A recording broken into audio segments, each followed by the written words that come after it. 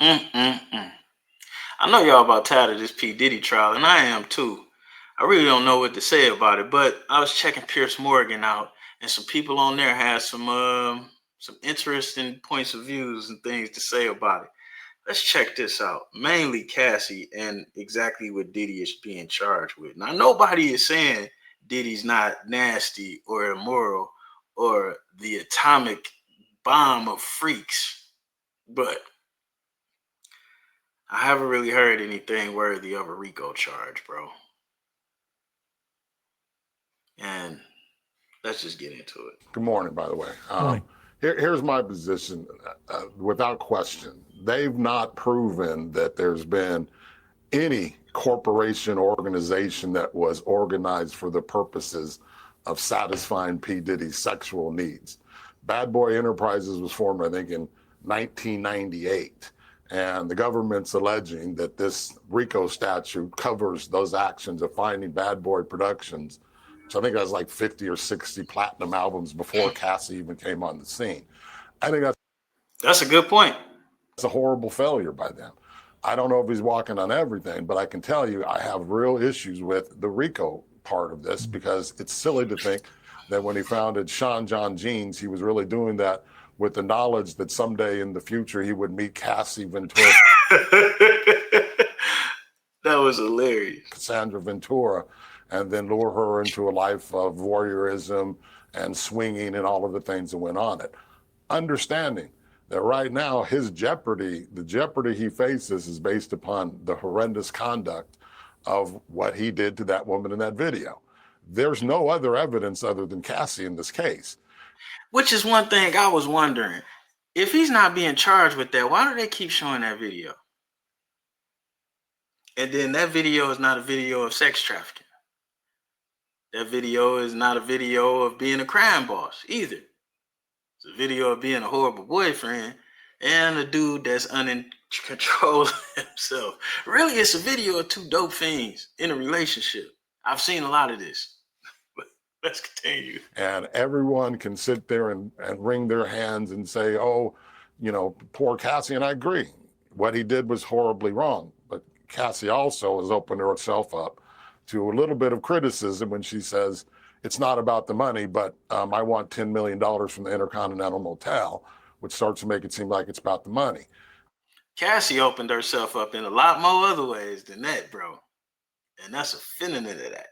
And as these horrific images of the video kind of become not as hot as they were before, you start looking at facts and you go, wait a minute.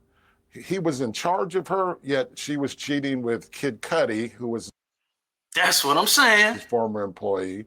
She was cheating with his former trainer. She had her own apartment. She had her own money. And with 8 men on the jury. Oh, he left some stuff out. What about she had a boyfriend that was more than 10 years older than her before Diddy? You know what I'm saying? Before BD, before Diddy. She left Diddy. I mean, she left the dude she was with who was in the employ of Diddy for Diddy. On top of the other guys that they included that she had trysts and frists and dips and twists with. Let's get back to it. This case might have been one in jury selection because I'm telling you, from the people I've listened to and the many of the different people who've spoken about this, I think there's some issues about whether or not this is a proper case for a RICO charge. Mm-hmm. Start to wondering if the only witness you have and the only charges you have is that he beat up that woman, which he certainly did. But I'm going to tell you one thing, the defense is certainly going to tell the jury, please convict my client of every single charge of domestic violence there is, every one of them, because there are no charges of domestic violence. And so when people start thinking he's going to walk, it's not because he's a great guy. I'm not saying he's a great guy. I've said very clearly he's a piece of bleepity bleep. But, you know, that's not what RICO statute was meant for, that someone can say, 12, 13 years later that I want you to pay me $30 million. And I'll make this point very quickly. if this case was so strong, it meant that there was a crime before November of 2023. Yet before November of 2023, Puff Daddy wasn't accused of any crime until Cassie's people said, I need you to pay me $20 million or I'm putting this book out. When they didn't put the book out, now all of a sudden the government says, aha, you've been committing crimes for 12, 13, 14, whatever number of years. Now that's even more wrong. Because if he was committing crimes, why he's never been arrested for a crime or charged with a crime until he was getting hit with a RICO for things that happened between him and a side chick of his? That's ridiculous. And then not only that, everybody sitting here talking about what Diddy doing is illegal. That means they about to take a lot of people to jail. You got husbands that fly their wives out to where they at just for the purposes of sex. Is that illegal? Just wondering. Bosses that fly their second. You got women that fly men out for the purposes of sex. Is that illegal? Right now, it's some truck driver about to go into his 32 or 36 hour layover. And he gonna leave his truck in one place and either drive or fly to another place for the next day and a half. And then drive or fly back. Is that illegal? This is a very slippery slope here. Extremely slippery slope. On top of the fact of, we've all seen the prettiest girls be with the nastiest, dirtiest dudes because they got money or they got a name for themselves. We've all kicked it with some of these dudes in conversation and heard how he dogged the shit out of the woman you've been dreaming about. This is not foreign to me. I've been on both sides of that fence. But I ain't never been in this Diddy backyard here. I don't need that much baby oil, and this is a one dick show over here. With that being said, just because I fuck different don't mean I feel like he should get a RICO charge for how he like to get it in, especially if all of these people are willing participants. Because make no mistake about it, you famouser than hell.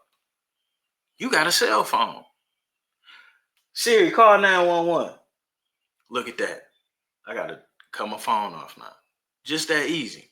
I know her phone did that back then.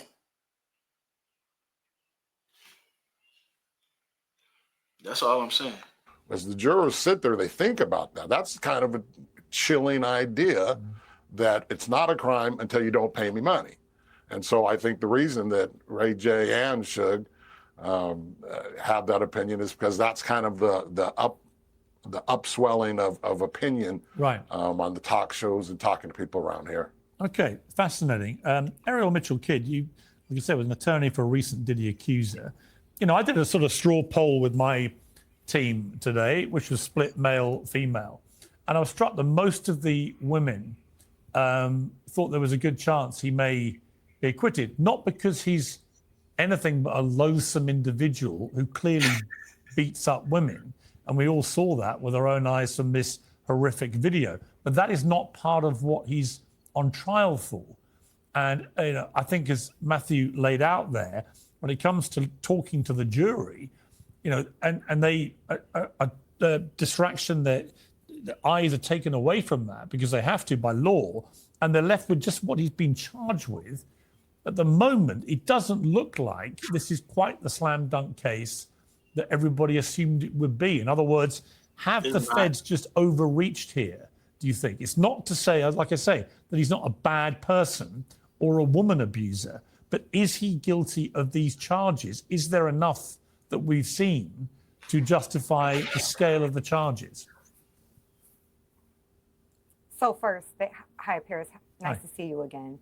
I dropped the kid. I'm only Ariel Mitchell now. So just moving forward, well, my apologies for misnaming you, which is the social crime of our age. I will rephrase that. Ariel Mitchell, please, over to you. Hey, that was a shot at Kanye or Ye. No worries.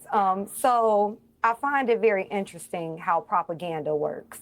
And I'm watching propaganda occur in real time because there's no way that anybody who is really following the case, who's really reading the transcripts that are coming out from the testimony, who cannot, or how do I say this? Most people don't understand what the proof or the burden of proof that the prosecution has to reach in a case like this. RICO has things attached to it called overt acts. Dog. Her cat eyes is killing me, and then she keep holding them clothes long. I don't know. So there are certain things, for example, that they have to address. So they have to address in the RICO. So there are certain parts of the RICO and the elements that they have to reach in order to be successful at trial. If anybody is actually taking the time, She's right, but she's wrong. I don't agree that they've met the burden of proof for coercion either. For the simple fact, all of the people that took the stand, all of them said he offered them the opportunity to leave. All of them has pointed out times he told them to get the fuck on or get the fuck out. All of them had cell phones. All of them had legs to walk and arms to swing and hands to open doors. All of them had phones to call the police. All of these people had their own place of residence. time to read the transcripts, which are very long, instead of just reading headlines, they would see very clearly that the prosecution is doing an amazing job, a magnificent job, in my opinion. So explain with exactly every why. testimony. Give me some examples of why you think that. So you got predicated acts, right? So there are certain acts that are enumerated in the U.S. Code regarding RICO claims. So the RICO claims is codified in U.S. Code, and then there's predicated overt acts that you have to do in order to further the RICO. So there are things like fraud, wire fraud, mail fraud, other things, sex trafficking. Yeah, but you haven't shown him doing any wire fraud. And then, like, even with the overworking, ask anybody that works a job that pays them a salary. They all work more hours than they thought they was gonna have to. Everybody with a salary job, even the executives that think they only got to work 4 hours, they still working at night and on the weekend preparing. Guarantee it. Lawyers that's on salary, working more hours than they thought. Hell, the motherfucking store manager at Lens Crafters that's on salary, 60 plus hours a week. Was that part of their agreement when it? No. But that's what happens when you on salary. That's why people on salary get bonuses. Trafficking, drug trafficking, all of these are part of, you only need one of these things to have a RICO, not all of them. Yeah, but you can't accuse me of drug trafficking if he go get the drugs and he does drugs and then we do them together and I give him his money back. That's not drug trafficking. Not for me. It might be drug trafficking for my partner here who went and bought the drugs and bought them on the plane to me so we can do them together. The fuck, man? They are part of the predicated acts that must be shown in a RICO count. So once you set out these things, what was the fraud? What was the coercion? What was the trafficking, be it sex, drugs, or otherwise? They are doing a good job of punching each one of those elements with every testimony. And it's the lineup. People haven't even paid attention to how masterful the lineup is that the prosecution, the AUSAs, have put on from the start of the trial with I believe it was. Man, she said a whole lot, but ain't saying nothing. She's explained the law, but she hasn't told us how they're using this law to convict him. She hasn't told us how they proven any of these points. And that's the whole thing. In this trial, they're saying a bunch of nothing. Well, no, they saying a bunch of something. Let me rephrase that. They saying a whole bunch of shit I don't want to hear. But I have not, and I've listened to the transcripts every day. I have not heard a federal crime done by him per se. Toe the line like a motherfucker.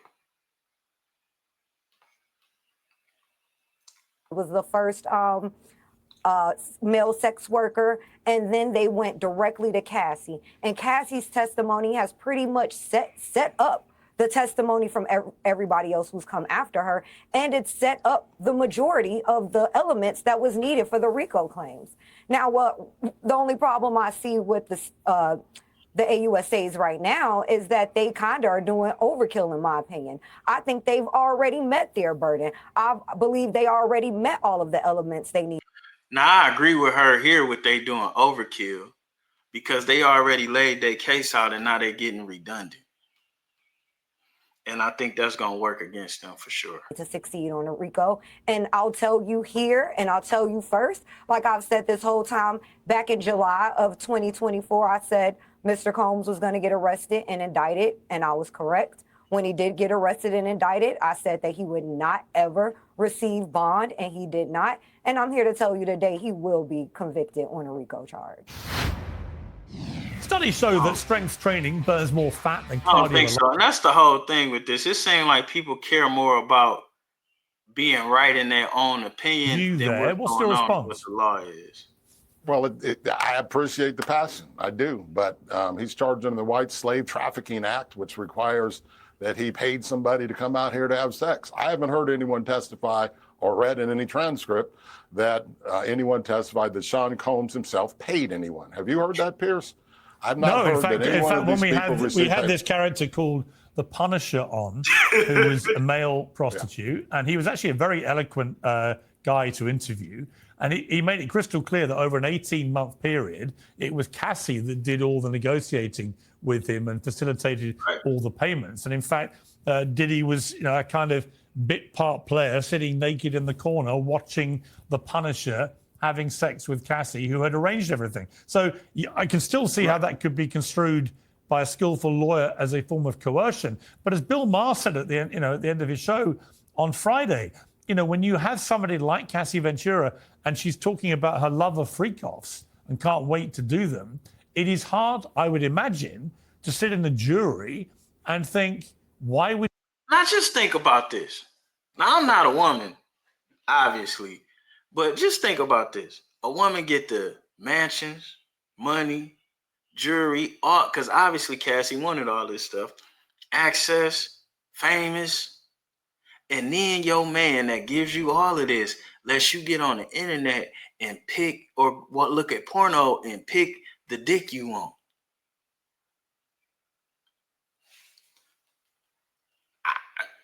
I could see her probably ODing on that. And then he with it.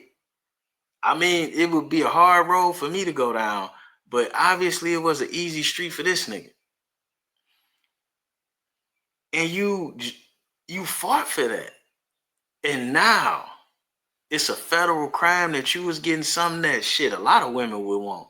To be honest with you, they may not want to get rammed by 3 niggas raw while another nigga watch, but to have one nigga get them everything they want on top of getting the dude that they want to when they want to. I don't know too many women that's gonna turn that deal down. I just don't. Would she say that if she didn't actually enjoy them? And that's the big difference between we can talk about. Well, quickly, Ariel, quickly, and I'll come back to Matthew on that point. Yeah, sure. I think the problem here with the question you just asked was the understanding of what being a woman in love with a man would do. So I think a lot of this is being, of course. Would you have? Well, okay. That's some bullshit because don't nobody got to understand what being in love with a woman does to a man when he gets in trouble. Or when somebody accuses him of some shit. Like this double standard that people keep talking about this is it right here. It's like either we are going to be equal or we're going to both have, But let me be direct, Ariel. Let me be direct to you. Let me be direct. Sure. I don't know anything about your life. I don't know if you're married, not married, in a relationship with whoever. But let me just ask you, would you be careful. Arrange for somebody whose name is the Punisher to come and have sex with your partner for money? If my man was a billionaire who had the influence, the reach, the power of someone like P. Diddy. And he not only is my man, but he is my boss. And he has my life in his hand. And that's what he told me he was into. And that's what he told me he needed from me. How do I not do that? Whether or not I like it or don't like it.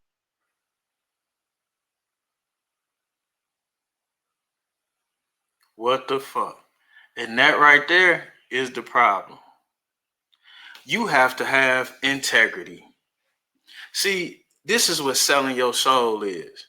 In a situation like that where you feel like if you feel like it's imminent danger, like this person is going to kill you if you don't do X, Y, and Z, right? You know what?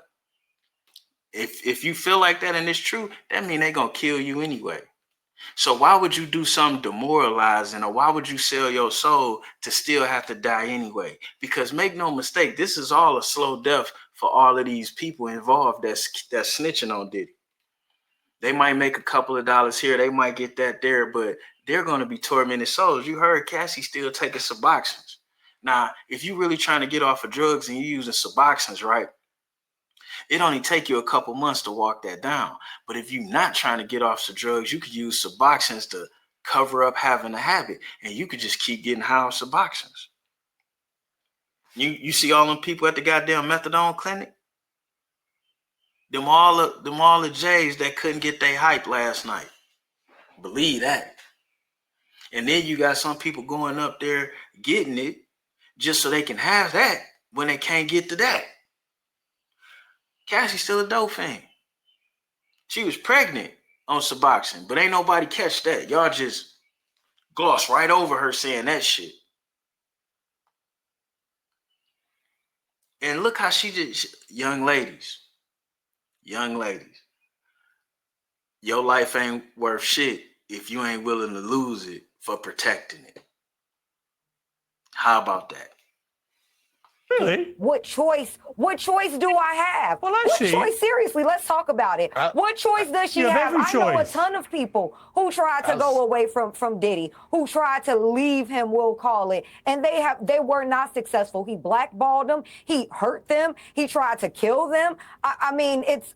I think the thought process of why people are being dense, like they don't understand why she would have done that, being in the position that she was in. Listen, the Punisher told me that she actively enjoyed it, that they had a really good time. Over 12 months. They met a dozen times. I think. No, I'm sorry. I think it was over hang on. It was actually a longer. It was actually a longer period. I think it was over a 2-year period, and they met up to a dozen times. And she was always, according to him, having a perfectly good time.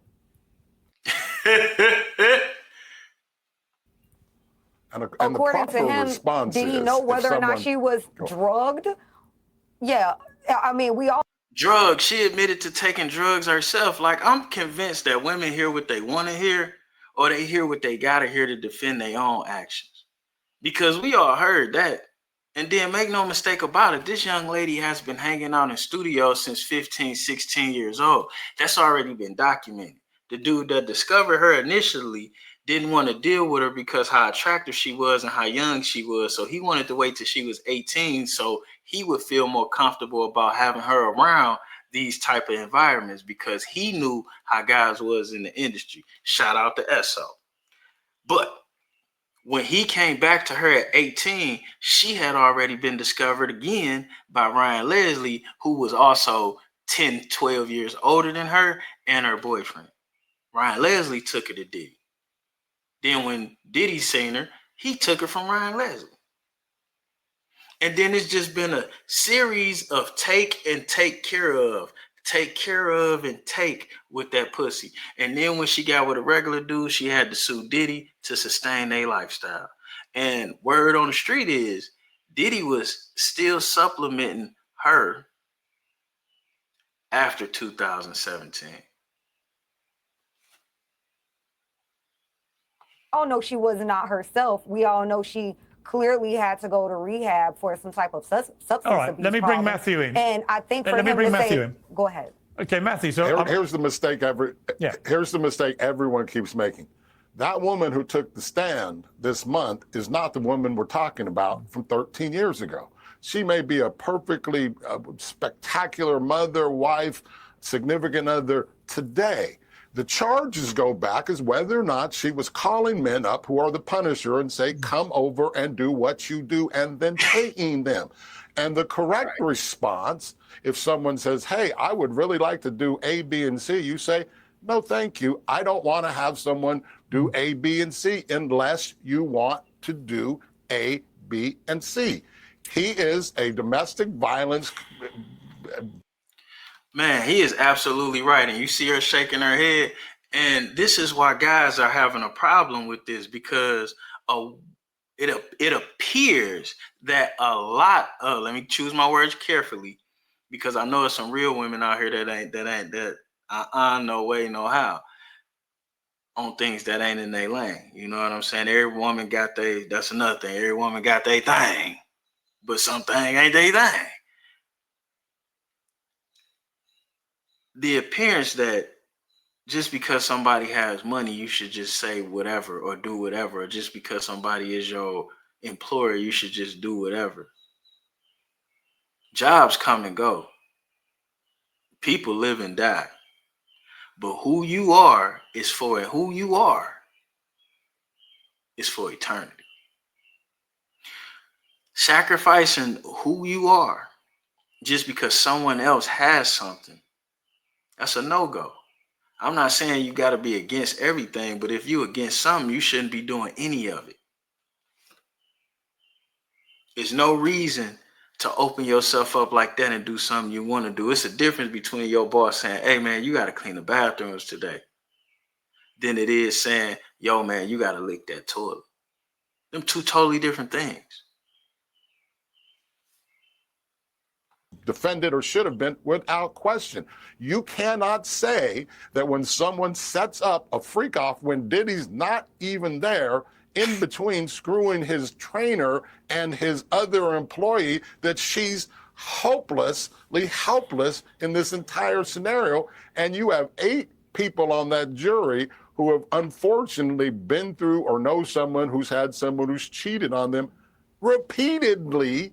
And every part of this case is based upon whether or not Cassie is credible and believable. And one thing the defense is going to say, we're not talking about this wonderful, talented, pregnant woman here. We're talking about the woman who, as Piers points out, called the Punisher to come back over and over and over and over and over and over and over again. And she booked his flights. And they got proof of her saying, yeah, I'll book the flights. I'll book the room. I'm going to go get the supplies. Like, come on now. I don't know about you, but in these type of situations where your woman do something extra for you that ain't what she normally do, you got to facilitate everything, or she going to throw a hissy fit and shut the party down because she don't want to do it anyway. That's how it really works when you in the real world. For us, that's less than billionaires. You know, $1 million Juan-o, and I ain't even got $1 million liquid. I'm just worth a little bit more than $1 million. I ain't getting it like that. But I ain't trying to have somebody else's nut on my chest either. I don't even want my own nut on me. For real, that shit ruins sex for me. God damn it. For a period of years. That's rather difficult to believe that this is a person she was in a relationship with Diddy. Like, are we going to keep glossing over the fact you guys act like Cassie was doing this on her own? Okay, as Bill Maher said, at some point in time, you have to take responsibility for your life. It's just not her man, though. But it's just not her man, though. It's just not her man, though. First of all, but he's just not her. And young lady, how you doing? You see what I'm saying? And I'm gonna teach my young lady. You don't do anything you don't want to do, okay, baby? Okay? Mm-hmm. Your daddy hug. All right, baby, you go ahead. Because I'm going to tell you, when she come in telling me a story, I'm going to ask her, what did you do? Did you call me? Did you call your brothers? Did you text? Did you call the police? it's gonna be some questions answered because you